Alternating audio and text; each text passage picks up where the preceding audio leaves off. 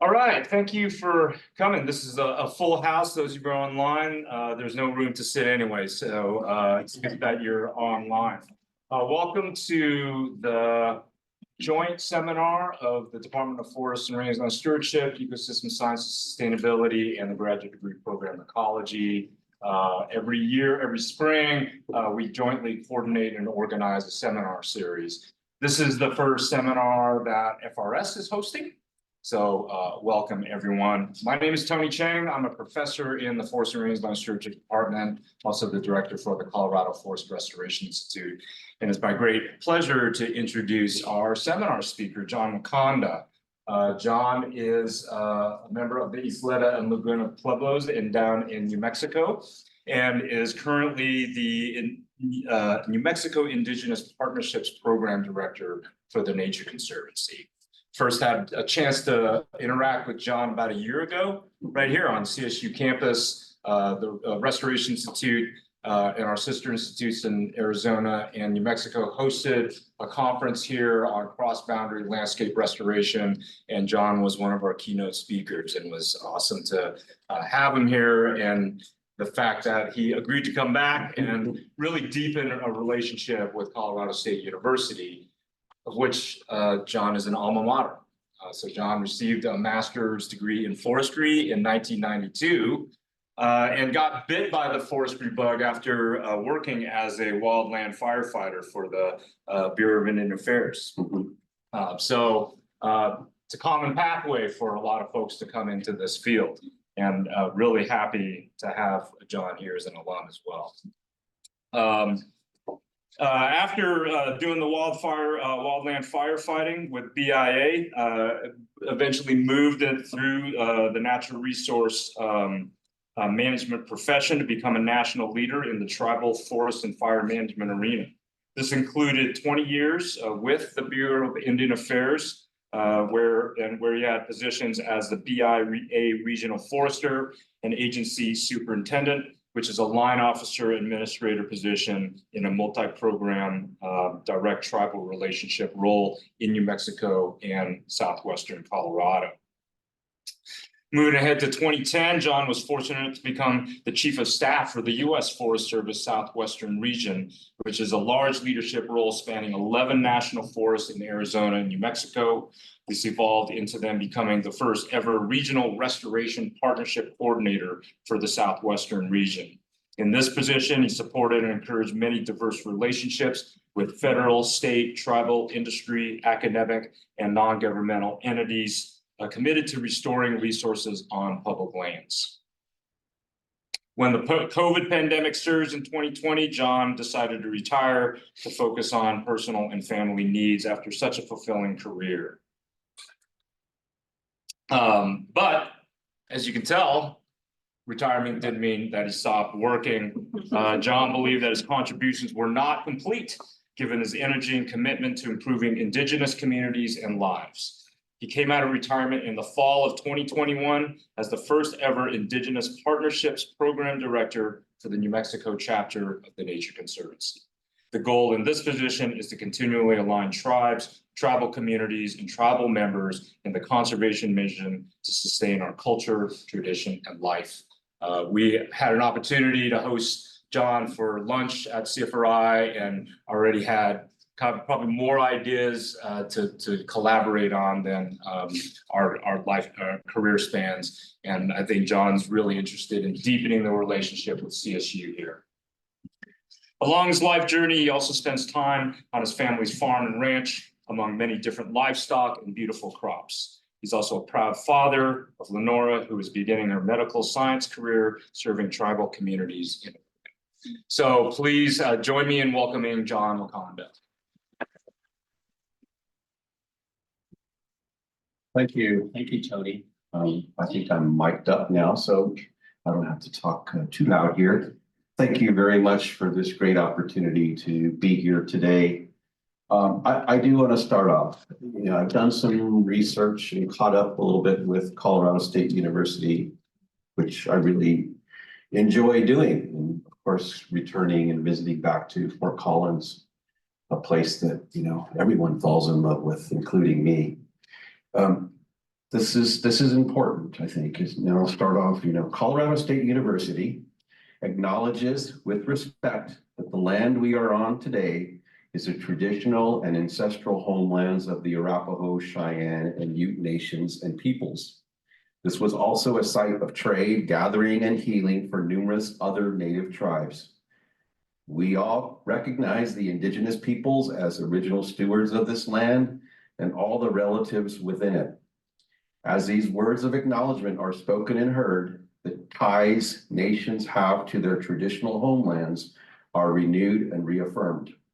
CSU is founded as a land-grant institution, and we accept that our mission must encompass access to education and inclusion, and significantly that our founding came at a dire cost to Native nations and peoples whose land this university was built upon. This acknowledgement is the education and inclusion we must practice in recognizing our institutional history, responsibility, and commitment.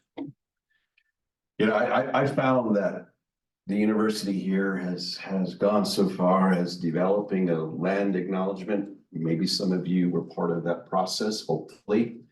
It really is sort of lays a great foundation to what I'd like to speak to you about today. Tony gave such a gracious introduction, and I do really find this an honor to be able to come back to Colorado State University. I was here for the very first time in 1987. I came here. It's much different. Fort Collins was totally different than what you see today. And some of you weren't even born in 1987. I'm sure maybe a few of you were, maybe not. But in any case, I received a bachelor's degree at New Mexico State University in Las Cruces, New Mexico, in natural resource economics. And was figuring out, oh man, what am I going to do with this degree?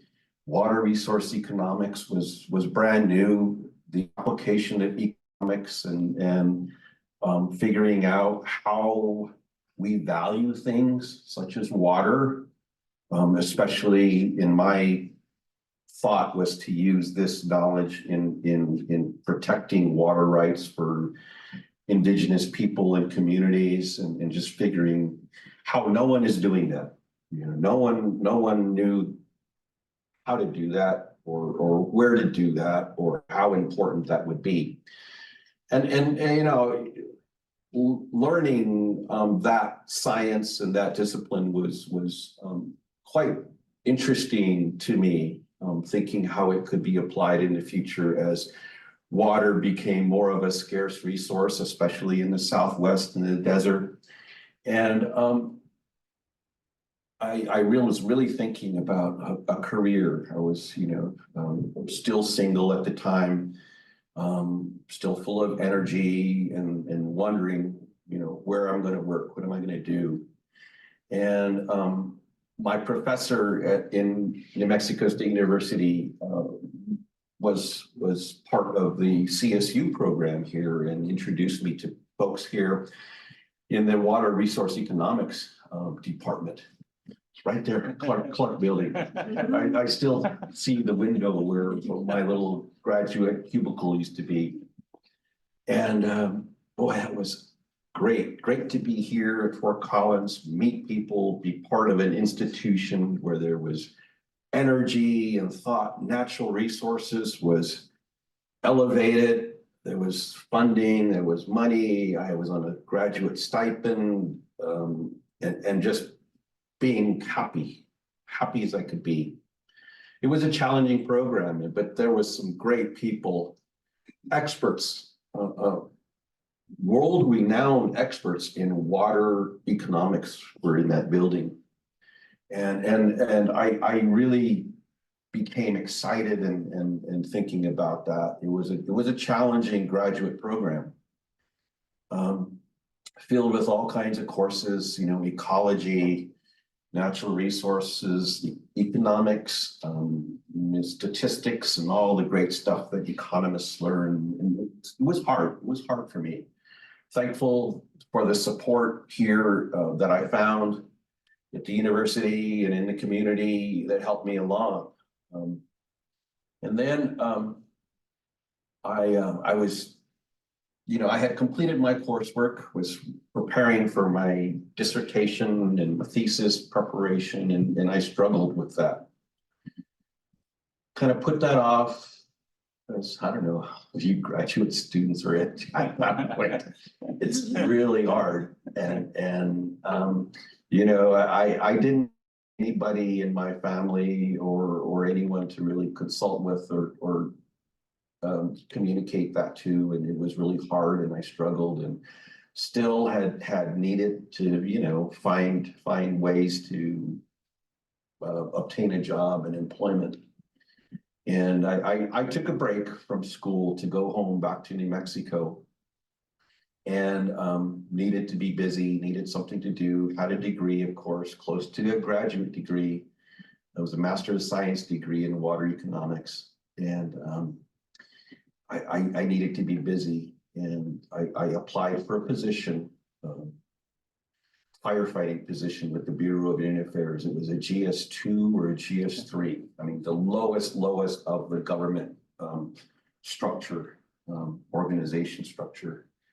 And it was a opportunity to learn fire management, mostly suppression, pretty much all suppression, putting fires out. On a wildland fire program and context. And it was focused totally on protecting tribal lands, tribal trust lands, reservation lands. And in New Mexico, in fact, let me show you. In New Mexico, there are many tribes located in northern New Mexico, southwest Colorado, Apache reservations down here in southern New Mexico. And I worked and was able to travel around and experience different things. I was kind of an older, already maybe 27, 28 for that job. A lot of the people were in their early 20s, and kind of an older guy with a little bit more experience than most that gave me an opportunity to participate and sort of become a leader of that program. My supervisor was an experienced incident commander, type 2 incident commander. Those of you who are maybe in the fire profession know that there's different types of fire based on complexity, where local entities who are able to manage small fires, but if the fire grows, they turn it over to more experienced, more professional, more skilled fire professionals. And then when you get these huge fires, the type 1 teams, which are national resources that mobilize when they're needed for complex fires. Well, my supervisor had that training, and he allowed me to tag along with him on a New Mexico type 2 team to go to fires, different places, beyond tribal lands, Forest Service lands, other agency lands, state lands, private lands. And I learned that traveling, young, experienced, full of energy, that was a career that just captured me. That first season, I remember going to the Black Hills in South Dakota, and I had never been there. And maybe some of you have been there, but that is just truly a magical place. I remember traveling at night from New Mexico, traveling all night, getting there early in the morning. It was still dark. Checking in at the fire, and then waking up to see the Black Hills at sunrise with smoke on the horizon, and seeing the lightning storm that evening. It's just truly amazing to think, wow, I get paid to do this. it's like a call to duty. The energy was just truly amazing to see how people can come together to protect communities. And to me, it was like a mission. And I did that for that summer, got to go to several other fires and then get to do other projects that extended my employment, went into post-fire rehabilitation, was working with foresters to lay out salvage logging projects that had occurred on burned areas. It was all working with tribes to protect their lands, but also recover from devastating fires. Loved it. Said, I want to do this, but I got my degree to finish in it. And I came back to CSU struggling, just how am I going to switch programs? What is it going to require? And I met some great people in the forestry department who said, struggle no more. We're going to work it out for you. You become a forester, you become educated in those aspects that you may not have gotten in the water economic side. Will supplement your curriculum. And in 3 semesters, you'll come out with a master's degree using some of those credits. You go to Pingree for a summer. You get to learn how to measure trees and identify trees. And I loved it. Forester is what I wanted to do. And that's what CSU helped me do. Graduated in 1992, and it was one of the most proudest moments that I could recall in my family, my parents, knowing, never knew Fort Collins, coming up here, traveling, seeing the sights and up into the forest and seeing Horsetooth Reservoir. And it was like a wonderland. And that's how strong my connection was to this place. And in our culture and tradition as Native people, we're all about places where you are, places where you've been, places where you hope to come back to, places where you commit yourself to continuing to be where your ancestors, your family, your forefathers were connected to. That's important. So I'm going to start off a little bit about giving you an idea of a place where I come from to hopefully give you a little perspective on my talk and my experience, and hopefully share with you some outlook for future opportunities for all of you who want to be part of this goal and mission of diversity, inclusion, addressing contentious issues, social problems, equity. Those are in your face, in my face, as we become future resource managers, professionals, caretakers of the land. I think it's important to know some of those places that need help, people that need help, ways in which maybe some of you will get that calling to help support and achieve that. So my place is right here where this little red dot is, south of Albuquerque, along the Rio Grande River.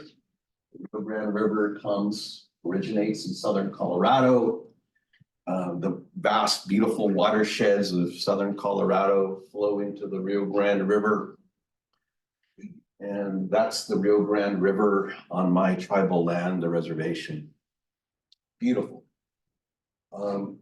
South of Albuquerque is a little bit concerning because of the huge metropolitan area and all of the water quality, water supply issues being below municipalities as large as Albuquerque is quite concerning. We have a need for caring for our water. We're traditional farmers, Pueblo people, of which there are 19 Pueblos in New Mexico. Esleta is one of them. We're a cultural affiliated group. with diverse languages, separate languages, traditional language, but our culture and our traditions, for the most part, are similar. Our history, our ancestral origin can be traced to places like Mesa Verde, the Anasazi people, those earlier civilizations. It is believed that the Pueblo people are descendants of that. This is a picture of Isleta Pueblo, about in the 1940s. You can see the Rio Grande River is flowing along this corridor here, this vast amount of farmland.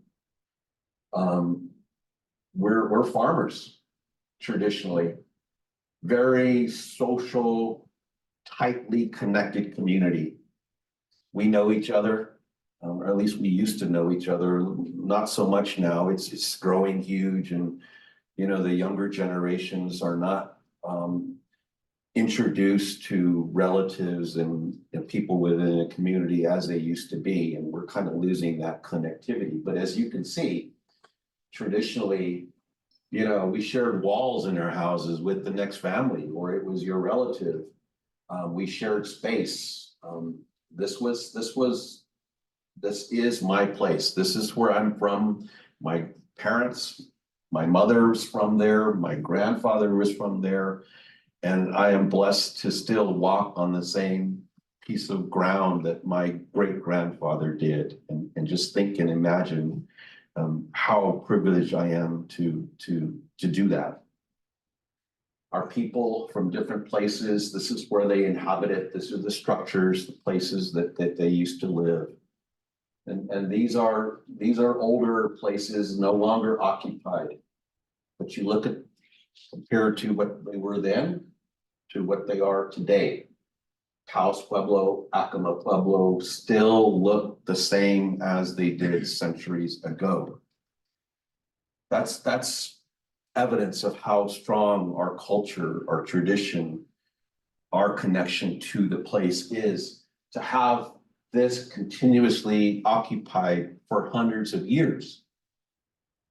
People still living there, sacred sites everywhere, in the forest, in the mountains. The people who resided there still continue to have that special place connection in part of their culture and tradition.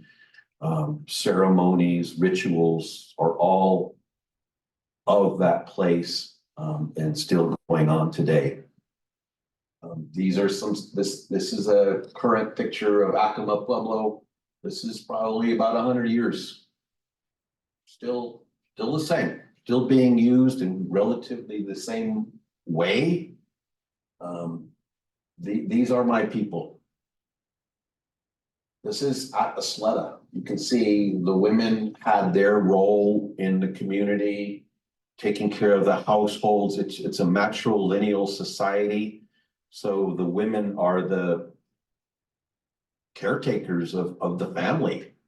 The men are the farmers, providers of the sustenance. This is a picture of how traditional farming used to take place.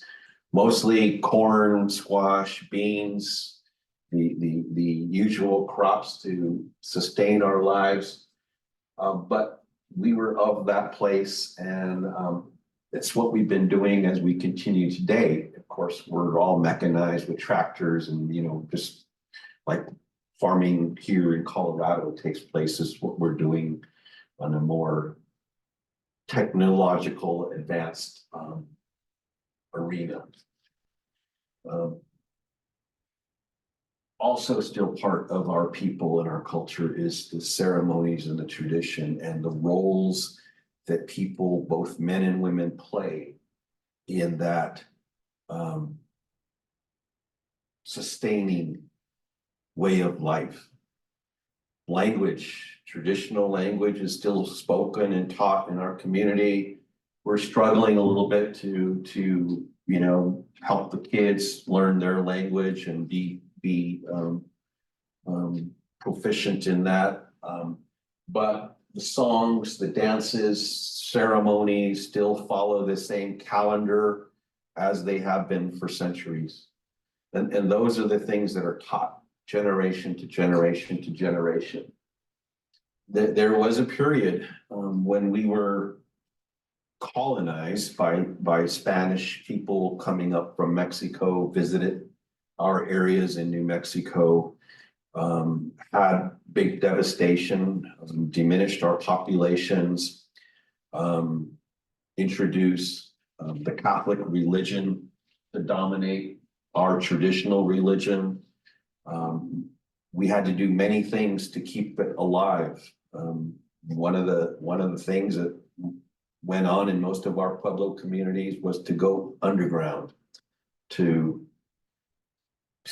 make it secret so that the Spanish didn't know what was going on, you know, or else we would be persecuted. There's numerous accounts in history on how our people were prosecuted, were hurt, were killed for practicing our traditional religion and language and culture. But yet we survived still today. These are kivas, still traditional places that are existing and still used even today. Here's some older pictures of some of the ceremonies and dances that still go on. You can see how these people continue to practice, and elements that they use. You know, this is wool that was woven, you know, from sheep that were raised, leather, buckskin from deer and elk, part of the shoes, feathers of eagles, birds. Those are all special. Those are all significant in our culture. There's Douglas fir boughs, branches, gourds that we use for rattles, belts, sashes, animal skins, furs, everything that we use in these ceremonies were essential and still are essential part of our life. Those are the things that we are learning how to protect, using science, using your knowledge to be able to still have these things to use. And without them, we're not a people anymore. If we're not, we don't survive. So we have to keep it going.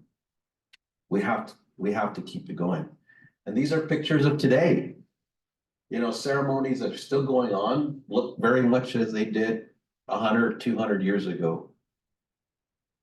What's is really cool is, you know, the youth who are taught, who are still participating in this, who want to do it, who find the value and are struggling to keep this alive. Items that are small in size, you know, are made especially for the children so that they can participate, so that they can still be part of the ceremonies and start teaching them what it is, who you are, and why this is important to continue. A little bit of my family. This is my great-grandfather who loved the forest, I'm told. Of course, I never met him. This is probably in the 30s, taken on a hunting trip. Back then, it was open season hunting. Native Americans, tribal people could go basically where they had been going for centuries to collect the game, bring it home. Ceremonies were conducted there. You know, before you hunt, there was a preparation to do that. While you're hunting, there's ceremonies. When you're successful, there's ceremonies. And when you bring the game home, there's ceremonies for everything. You can see he's pretty proud of being able to provide for his family. These are my grandparents on my mother's side from Isleta Pueblo in traditional. My grandmother, she made all those clothing herself, dress, her apron, jewelry that she acquired, very proud people. This is my grandfather, who's also in the last picture, but let me just tell you a quick story about my grandfather. His name is Miguel Trujillo. He was in the Marines in World War II, went to the Marines. He came back to New Mexico in 1948 after serving a couple years in the Marine Corps. Went to go to the county office we're in Isleta Pueblo, it's Valencia County, and it was election, and went to go vote. The county clerk said, "No, Indians can't vote. You can't vote. We're not allowing you to vote. It says in our state constitution that if Indians aren't taxed, property tax, you know, we live on the reservations, we don't pay property tax. It's not individual private land. It's owned in collective, you know, held in trust by the US government. So there's no property tax that is imposed on individuals living on the reservation." Well, my grandfather wasn't happy about that and said, "I'm going to stand up to this. This isn't right. We're serving in the military. We make sacrifices for our country. We're proud to be US citizens. We're proud to be Americans." And so he took it upon himself to find legal help and assistance and filed a lawsuit in federal district court. So since 1948, because of my grandfather, that was when we earned the right to vote in New Mexico. And then other states, other tribes followed suit after that in different places. But it's interesting, whoops, I'm sorry. It's interesting that when I was growing up, you know, he was certainly an older gentleman, man that I would hang out with, and he would teach me different things. And he never mentioned, I didn't even know that he did that. Filing lawsuit, going to court, won a court battle. It wasn't taught in our history, of course. It's not in our New Mexico history curriculum. If you go to elementary schools or high schools, there's not even a mention of it. And so I didn't know it until he passed on, and we started learning more about who he was and what he did. It's just truly amazing, you know, what he accomplished and what he did.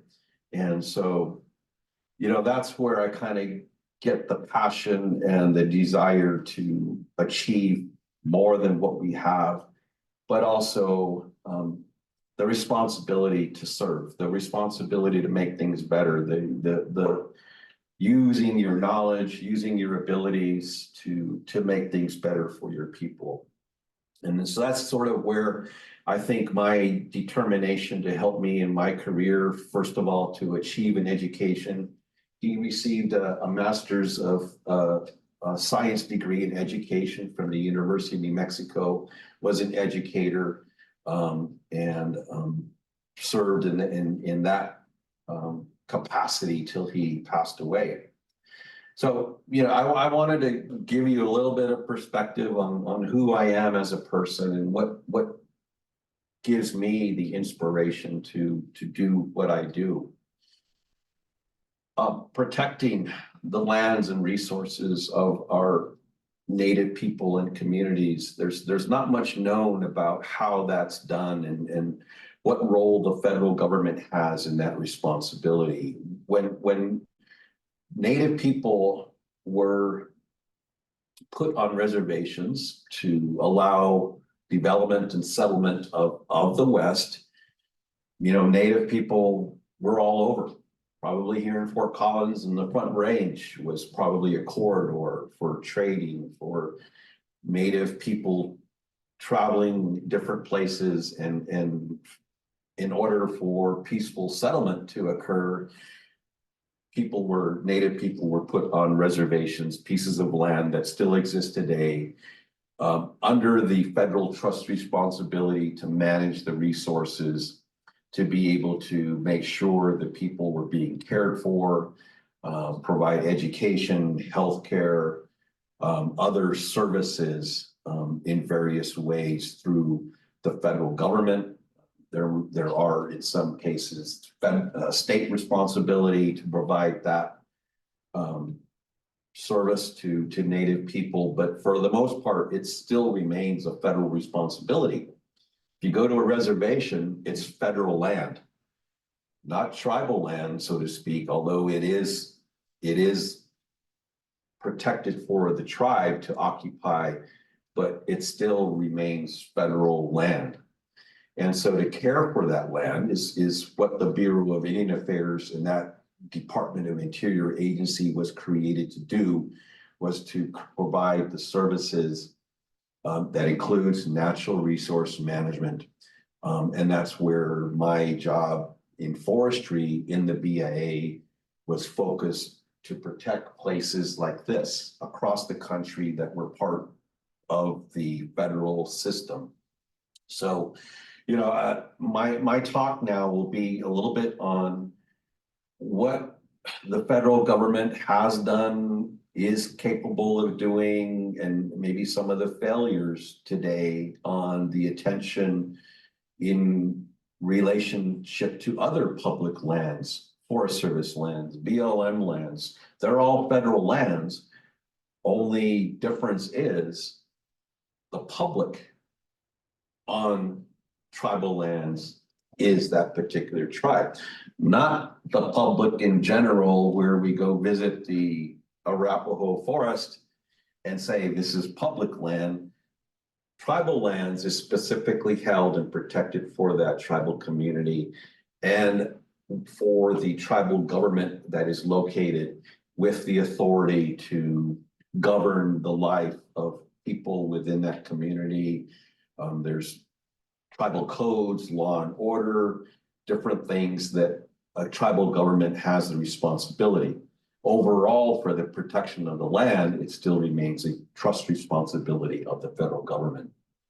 A lot of history about how treaties were developed and entered into with tribes that was sort of, here's your place where you occupy, you sign the treaty, you can no longer access or claim any other parcels of land beyond what we have established a reservation for you. Long history of that happening, a long history of broken treaties where the obligation of the federal government has not upheld itself, and it's still going on today. In the area of forest and fire management, I worked for the agency who was responsible for helping develop the capacity for tribes to stand up and create their own resource management programs. It was our goal as the federal agency to help train, educate, and provide the resources that had up to then been a federal responsibility. But under the Indian Self-Determination Act of 1979, the ability for tribes to create their own programs, develop their own capability to manage their own resource, that began to flourish. And of course, tribes that were capable and interested in doing that were given the resources, federal funding, and the assistance of the federal government, the agency that I was working for, to help develop that capacity. Some of it has been successful, others not, for various reasons. And it varies based upon each individual tribe. There are some very successful tribal programs that are all funded by the tribe, very little from the federal government. There are other programs who still rely on the federal government and the BIA to provide forest management or fire management. I am, very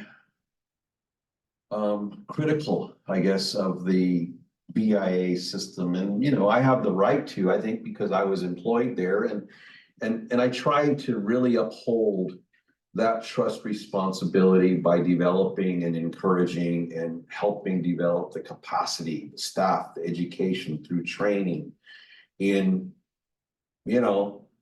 Western science, forestry. You know, what I learned here in forestry school, we need to have that same opportunity to practice forest management at our local tribal community, protecting and enhancing our tribal resources, but integrating that with our tradition and culture and indigenous knowledge. You know, that back in the 80s, 90s, incorporating traditional ecological knowledge was unknown. It's like our way or no way. And if you had a forester like me who came to CSU and was skilled and learned forest science, it was typically teaching that to the tribal community and their staff with very little opportunity to integrate traditional knowledge.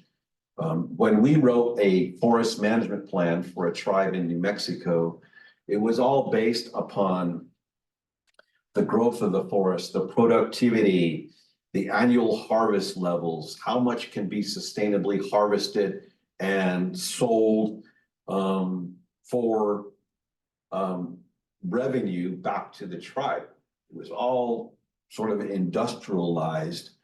And it's sad to say that that was kind of how we operated. And with the consideration of the forest being commercial opportunity, it was a product, just like it was on Forest Service land, you know, where logging was happening at larger scales.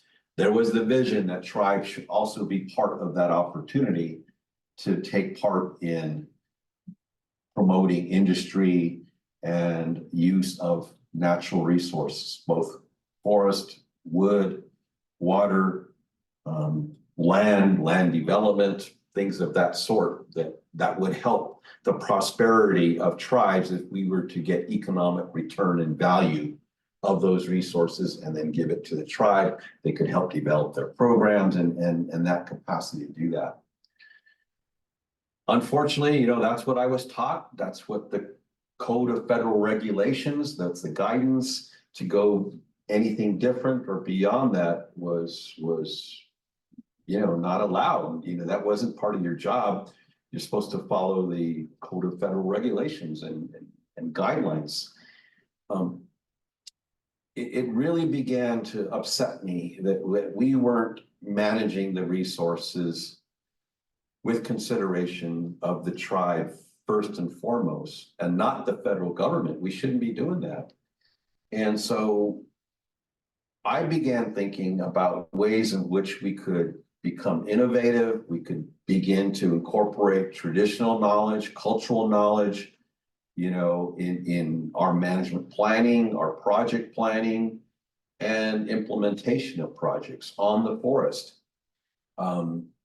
All with the idea of protecting the resource for the tribes. When I worked with BIA, it was my goal to introduce partnerships with other land management agencies to get knowledge, training, experience, that we could start growing programs and developing programs. And that was well accepted. And I was certainly happy about having that ability to give tribes a higher degree of control in how their resources were managed, even if they didn't have the skills or positions or staff to do that, that we would help find the assistance, working with the Forest Service, working with other entities who also agreed that helping the tribes was in their best interest as well too. And in New Mexico, you know, I think we've had some pretty good history of doing that, working with our federal agencies and partners. And I do want to emphasize that it was my thought, and still is today, that where our tribes are located and the resources that are available at that place that are surrounded with the culture and tradition, that the forest should be managed in a way that it also enhances the community needs of that forest. the wood, the wildlife, the fisheries, that those are there for the tribe's benefit to continue to sustain their lives and their future, to be able to integrate that into the planning and utilization, using the wood for home construction, using the wood for products that had always been relied upon. But yet the access to that, because of codes, rules, regulations, we need to be a little bit more considerate about still continuing community forestry programs and projects for that community, for that sustaining ability to survive on that land. And so now we're I think, looking in that mindset and have that as our principles of approach. However, tribes were always stewards of the land. You read that, you study that a little bit of how our indigenous background and history occupying these places was to protect it and enhance it and ensure it for the next generation. That still are the principles. That still is taught. That's still what I learned as a child. Only take what you need. Save it for the rest. We're not here to maximize its utilization. We're caring for it in a mindful way, using what we need in regards to forest and water. It's for the community. It's for all of our benefit. If we're going to, practice logging or of some sort of that nature, it's for the better of the community. So when you are a resource manager in a tribal context, it's not much so for the revenue, for the income, for the development, for its depletion. It's always for what are the benefits to be gained for the benefit of the community, for the culture, for the tradition. And, I'm proud to now work for an NGO that also is able to organize just this giving generosity of people. People are generous. You all are here to hopefully better your lives, your family lives, but society in general, in protecting and conserving our limited natural resources. That's what this college, in my mind, is here, is to help protect, conserve, and enhance what we have out there in our forests, our water, our trees, wildlife. Whatever it is, we're using our knowledge so that future generations will have that protected, be able to visit, recreate, and know that we as a people, as society, hold high value and high regards to that. That's still what our principles are as Indigenous people for the 7th generation, to be able to have these places. These are all places on tribal land that I've had the benefit of seeing and visiting. One thing that I will mention is that there's a strong commitment of people in this profession. And I hope that I somewhat display that passion and that desire to enhance places that tribes have the ability to manage and protect.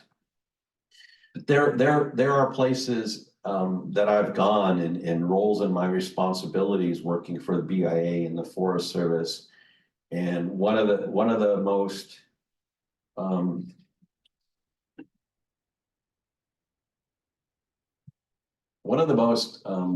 important roles that I did play was being part of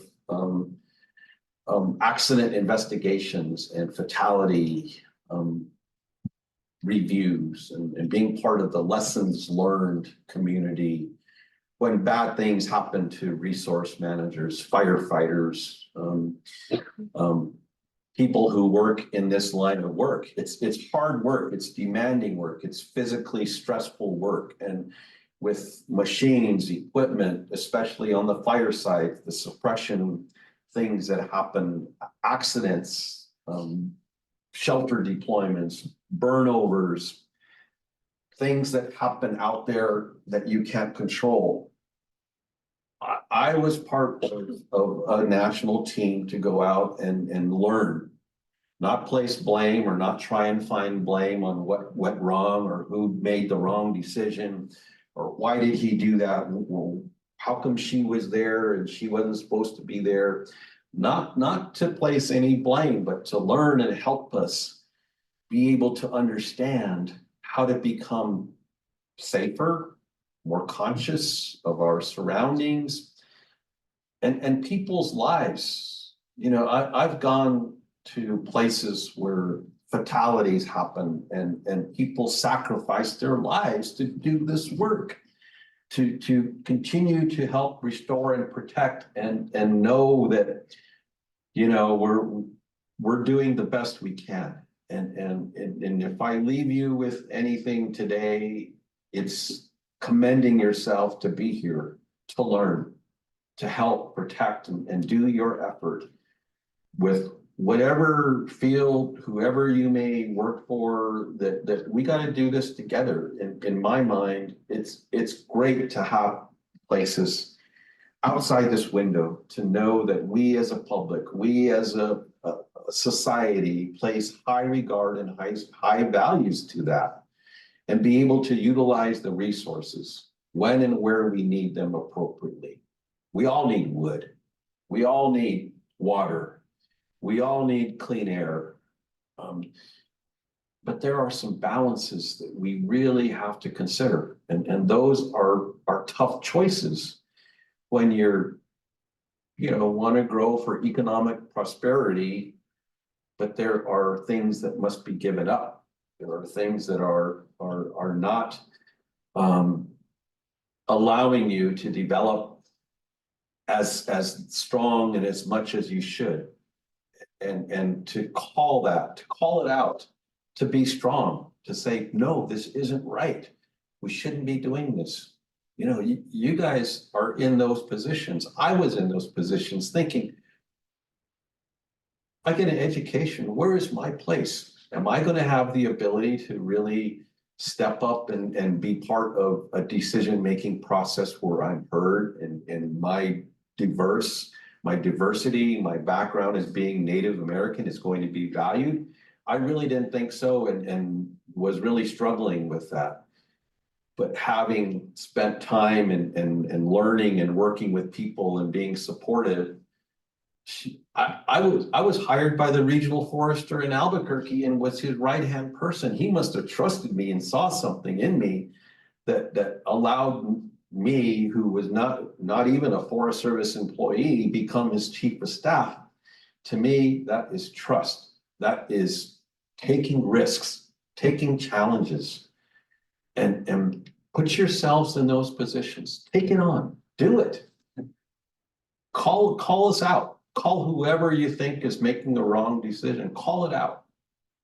Use your voice, and I empower you, because someone did it in me, and I was, you know, wondering, oh, what am I going to do? And where's my place? You may be struggling with that if you're young and undecided. I encourage you, pursue that. Take care of our land, take care of our resources, take care of our animals.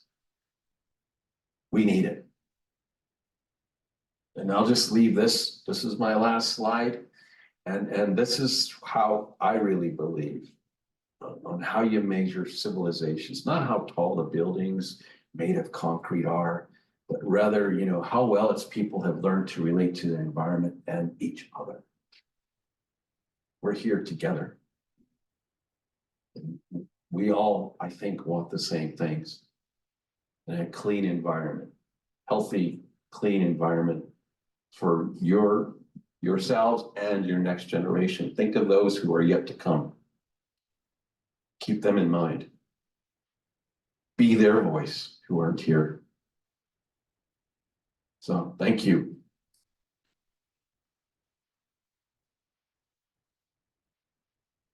Thank you. Good. Well, I think we're past time now, so thanks everybody for being online. I think for those of you in the room, if you're willing to stick Sure, around yeah, and I'll- answer some questions, we can take questions, and those of you who are willing to stay online to field questions. But at this point, if you have somewhere else to be, you're free to leave. But if you want to hang out and visit with John, we can do that through kind of a Q&A here. Thank you. Thanks. Yeah. Any questions online? No? Any questions here?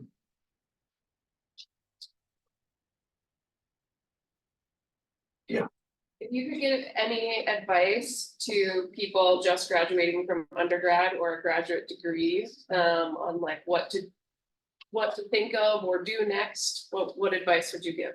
You know, when I was in that position, you know, I was thinking that my employer, that my future might be with a land management agency. You know, they're huge. Forest Service is huge. BLM, Fish and Wildlife. They're all in need of educated, experienced people, have great programs. It's a secure job with opportunities for advancement. Those are great. But man, you know, having now that experience, my short experience on the NGO side, where you are maybe more freer, if freer is a word, of the rules and regulations of a government agency, very strict, very streamlined, and in my mind, it takes away the creativity, it takes away energy that I think is, you find that more in an NGO side. And I'm just promoting the Nature Conservancy and all the other NGOs that really have taught me to really be aware of a different set of priorities rather than a government, rather than, you know, what's mandated by the administration.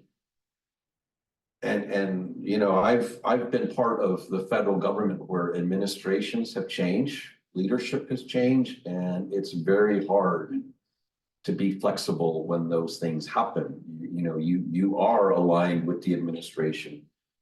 Some things you did yesterday, you can't do tomorrow because the government changes and our policies change, and you know, but yet public land management is a service.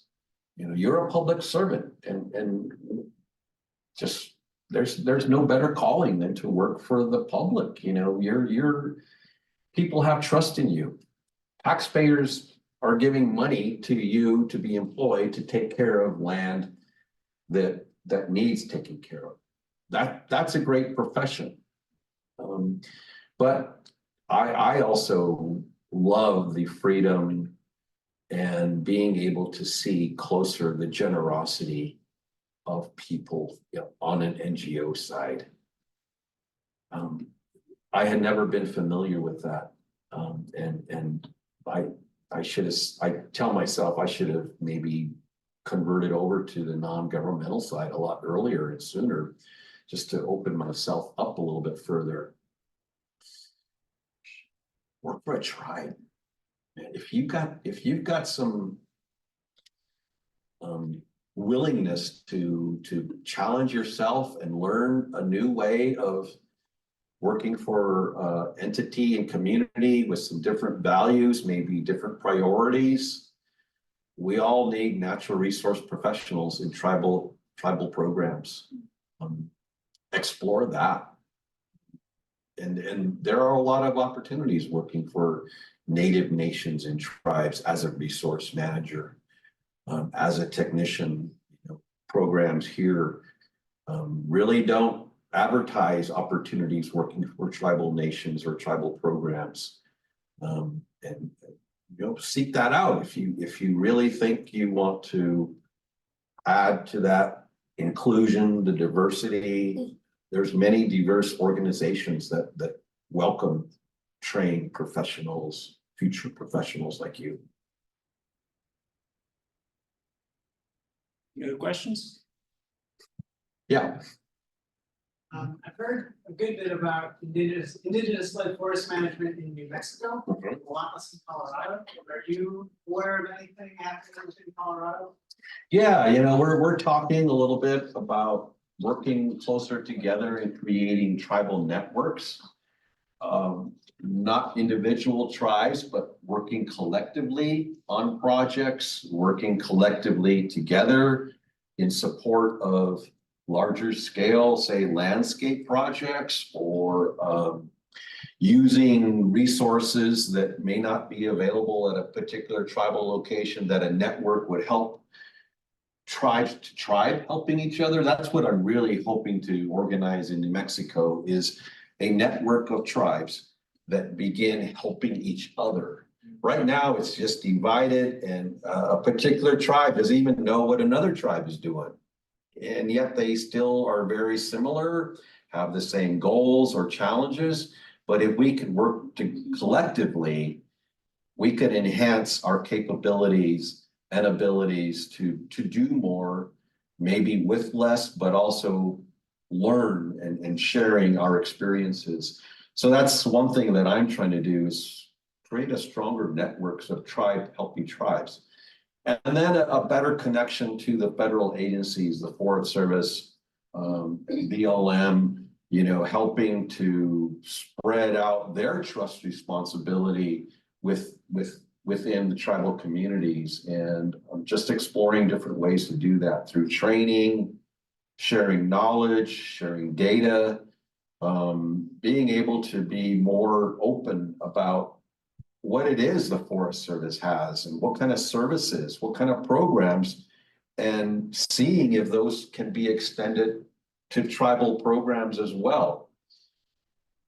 The funding disparity is so large that it has to be addressed. For every dollar the Forest Service receives, if you were to look at the attention and resources given to tribes, also from the federal government, it's 1/3 of that dollar is gone to protecting tribal lands, managing tribal lands. So, the Forest Service is huge. And if you think only 1/3 of that is given to the tribes versus the Forest Service, there's a lot of disparity there. And I think thinking about cutting the Forest Service funding and say it's now going to go to tribes, that's impossible. Congress would never agree to that. But there's a way to obtain, I think, service and assistance that the Forest Service would be willing to think about expanding their trust responsibility to similar forest lands that are just as important, if not more so, to people and to the public.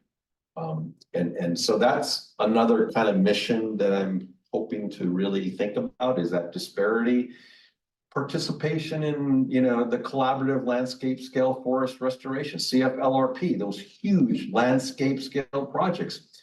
How many of those are planned that automatically include tribal participation? Zero. We have to really work hard on including tribes at the table when large federal projects are being introduced and planned. And we're hoping to really address the non-inclusion of tribal participation in large landscape scale projects. A lot of them are within tribal territories, ancestral lands, traditional ecological knowledge that needs to be considered when we're doing landscape scale restoration of various types. There's a lot that can be offered by tribes, and a lot to gain if we include tribes in that initial planning, in the decision making. Thinking tribes less as a stakeholder.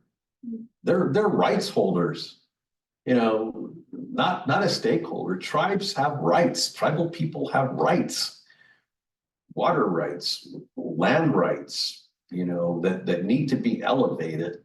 And that, in my mind, is probably a place for an NGO, rather than someone in the federal government who may lose their job if they actively elevate participation.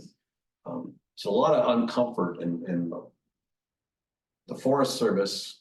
And I can say this because I work for them, is very litigation risk averse. Boy, they do not like controversy. They you know, every land management agency avoids controversy and wants to do the right thing and is very slow, carefully doing analysis. You know, the environmental compliance process has got to be, you know, be able to stand up in court. So it's very slow, very risky, not being innovative within the boundaries of what's been done, and we continue to do the same thing. You try and shake that boat and go out of the box, you know, you're going to be labeled a troublemaker. And it's tough. It's tough. But you know, that's our structure of land management agencies. There's a lot of room for diversity, gender diversity, cultural diversity. And I really hope that we do a better job in our federal agencies of encouraging diversity, new viewpoints. You know, we gotta really think about our land management policies. They're antiquated. You know, the mining laws written in the 1800s that allow for mineral exploration and development that oh man, we gotta get those laws, rules and regulations.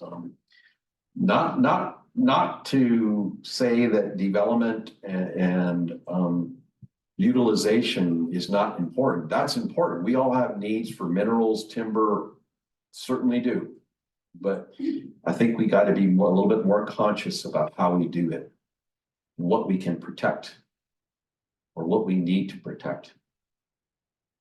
People, culture, tradition, those are important. That in some ways have to be elevated, and its values being stronger consideration to those values that are not monetized, but you can't put a dollar value in. You know, what's the value of protecting culture or tradition? You can't put a value on that. It's limitless, especially for those who are not here to speak. You know, we have to leave a safe, clean environment for our future generations. Who's going to speak for them? We all have to, in some way. Yeah. If you have just a couple minutes, Caitlin Cruz on Zoom says, Caitlin is from OK Awinge, Pueblo, and thank you for your experience. How do you navigate the conflicts of different interests between feds and tribes in the field or on the job? In my mind, there should be no conflict. The tribe should actually have the ability, the authority, and be recognized as having the sovereignty to make decisions when there are conflicts. The federal government is just a trustee to the tribe. Tribal sovereignty, in my mind, out-trumps a federal authority. You know, if it were not for the tribes, there would be no service that's provided. There would be no context if it were not for that trust responsibility that has to be placed to work with the tribe and to protect the tribe. So, but you know, in most cases, I would side with tribal sovereignty. You know, I've been put in very controversial, challenging situation. Let me just tell you one time, this is a Colorado experience. So I was working with BIA at the Southern Ute Indian Reservation in Southwest Colorado, a very progressive energy development tribe. they were blessed being placed on a reservation where there are large coal bed methane reserves. Extraction of coal bed methane was their prosperity. They did it well. They had their own tribal energy department. They have their own structure to develop energy. However, the federal government was still the approving official on energy leases, exploration, pipelines that were within the reservation boundary. And I was the federal official who was signing off on leases, exploration, contracts, and things of that sort. The tribe is the one that wanted to develop the energy. I was more concerned about accidents that could happen in energy development, you know, gas lines, ruptures, contaminated water, or developing in areas that were culturally sensitive. I was the federal official looking out for that sort of the compliance side, and the tribe was on the other side that was pro-development. So that was a really difficult situation that pitted the tribe against the federal government. And there were a couple of occasions that I was standing in the way of tribal prosperity, that they were not making money because I was holding up the process, signing off as a federal official the decision notices to proceed with energy development in different ways. So there are unique circumstances that exist that pit the tribe against the federal government or state government. But I recognize the tribal sovereignty, that it's their people. It's what they want for their future, and sort of came to some compromise. It was hard. It was a tough personal decision for me, thinking about what could happen. And I'm the federal official. I'm putting the federal government in a liable situation should something go wrong. A really hard, difficult position to be in. And we need attorneys, we need policy people, we need people who want to explore a really interesting arena of how tribal sovereignty plays out with the federal government, especially in land management. You know, what if a tribe were to propose working with the Forest Service in sharing a ranger district that used to be ancestral land? Don't they have a right to maybe offer to do forest management or water management if they have the capacity, if they're doing it on their own lands? What if they were to offer that opportunity to say, hey, we'll take over, you know, what is it, the Red Feather Ranger District? We're capable of doing that. That's our ancestral lands. Those decisions are very uncharted. And it's my goal to help elevate the capacity and develop the ability for tribes to take on those large things. I think we need them. I think the Forest Service would be enhanced by allowing more co-stewardship, more proactive co-management. I mean, my people have been here for centuries, sustaining the place we live, protecting our waters, protecting our forest. Isn't that the mission of the Forest Service as well, too? I don't see no conflict there. It's just relieving, you know, that federal authority and maybe allowing maybe another entity to do that work. You know, we allow contractors. Forest Service issues a lot of contractors to do that kind of work. Why can't that same consideration be made to tribes who are capable of doing it? If they want to do it and if they're capable of doing it, maybe we ought to try that more. You know, I'm just throwing out some weird scenarios that I would really love to see play out, especially, while I'm still on this earth, to see, wow, the federal government has finally offered an opportunity for tribes, especially, in the Forest Service resource management area. We have common boundaries. Forest Service for the most part was created on ancestral indigenous land that we once occupied. There's cultural surveys that are taken on projects. Oh, there's an arrowhead. Oh, there's pottery. Oh, hello, we were there. We've been there. Let us take care of it. Let us show you what we can do. And let us practice tribal sovereignty. That's really, really aggressive thinking that a lot of people don't want to hear. And I used to get kind of shut down a little bit when I was with the Forest Service that kind of promoted more of that. And they said, well, go do another project and we'll handle this. But now I'm on an NGO side where, we're being really proactive in like giving land back to tribes, land holdings or land that's donated to our organization. I'm thinking about ways of returning it back to indigenous communities, indigenous people. Not just say, here's land without the capacity to do it. We'll help develop and train and make sure you're capable of taking care of the land like you want it to be taken care of, but we're going to help you achieve that.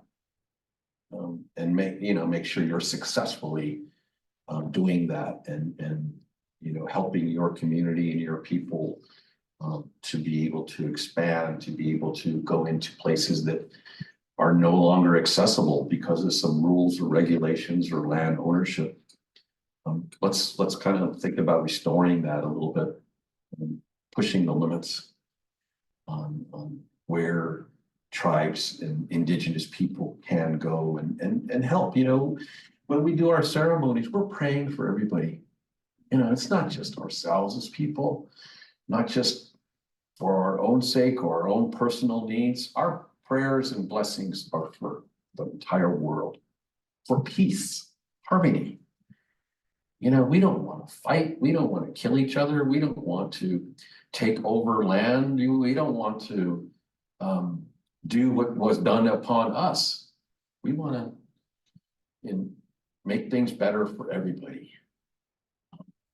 Our prayers and our ceremonies and blessings are not just for us. It's for all of you. It's for everyone on this earth, both living, the wildlife, those that fly, those that walk, 4 legs, 2 legs, wings, fish.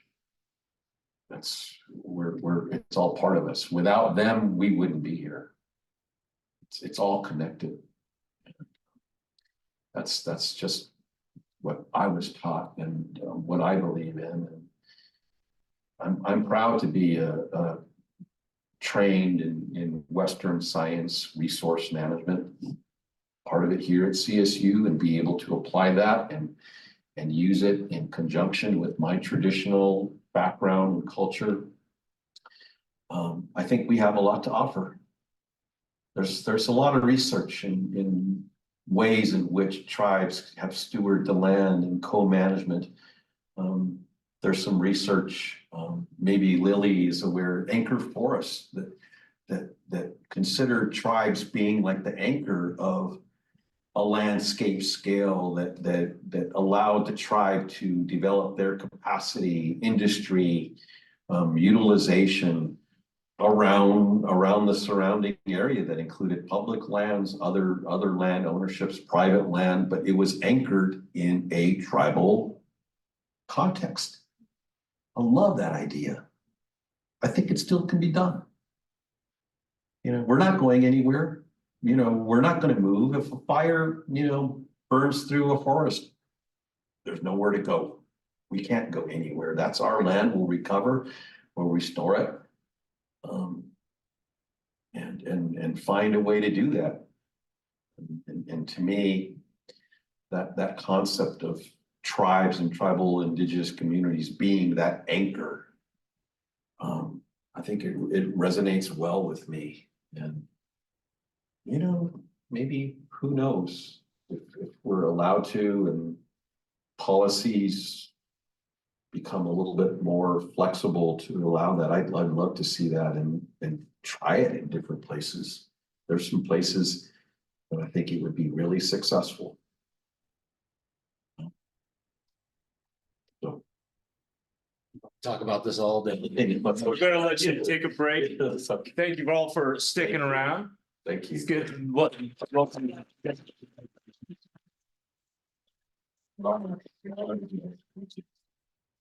Great. Thanks for sticking around. This was